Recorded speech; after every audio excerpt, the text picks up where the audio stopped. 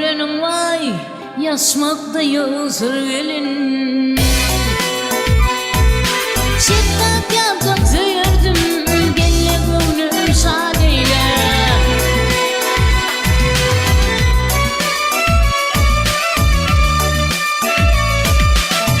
Günne görürdüm inne kalım görmekten, dıylarda kuvvet kalmadı oturmaktan, turmaktan.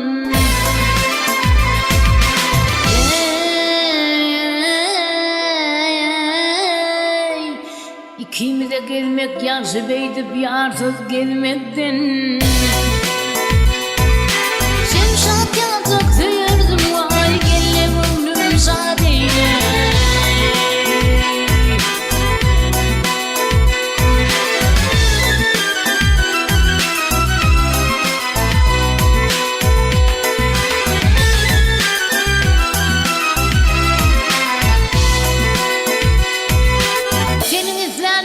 Taptırma veren hasta, ağızda boy ağızdan. Uları kaddı kamatın kurulmaz boydan bastı.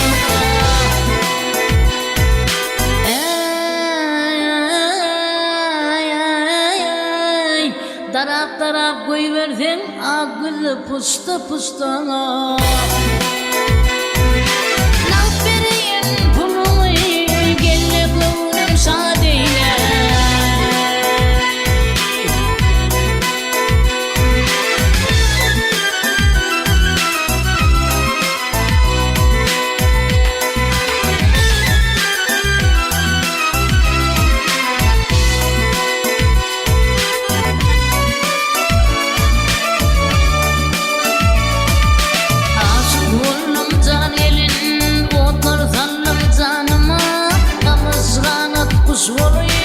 Uçup kondum yanına.